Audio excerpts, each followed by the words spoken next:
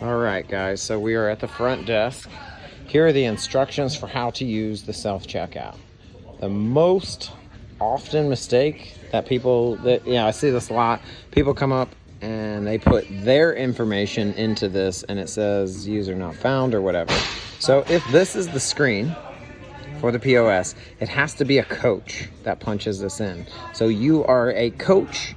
Any of you can punch in your username and your password, which you should have, right?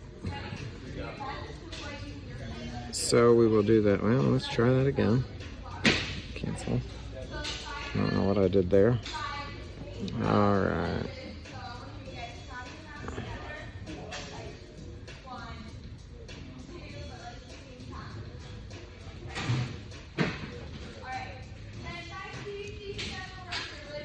And it will go to some screen like this.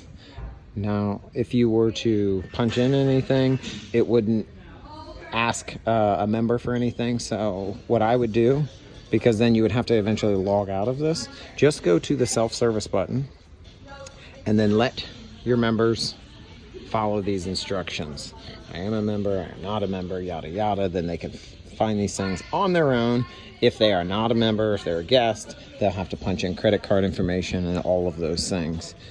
You could do the nice thing, which you could leave the self-checkout. It's going to ask you for a password or your PIN, right?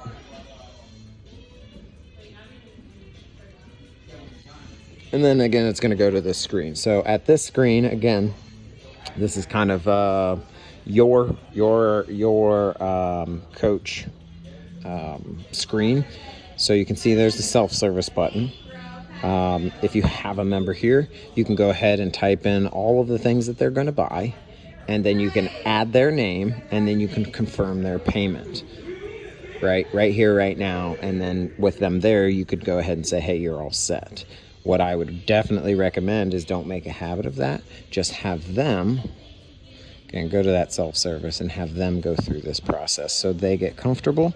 If it's their first time or if it's your first time, it will ask you to create a PIN so that in the future you don't have to punch in your password and all of those things. So if they haven't done that, that's an easy way for them to, in the future, use this if they are a member, create a PIN, and then they can purchase stuff. They can come here, they can do, I'm gonna buy this, and then they can check out pretty fast. So that's pretty much it when it comes to working the iPad. One thing, if you're the first coach or the last coach, right, I always turn this off in the evenings. Again, I think you guys all know my passwords, 1010. If this is not up, you will have to go into that login screen. This will come up, and then it would be your responsibility. Oh, hey, it saved my stuff, probably because I just went out. So if it does go to this is the coach's page, right? We don't want this, especially if it's a member. So when this pops up, all you have to do is go right to there and then let the member go to it, or the guest. Hope that is helpful.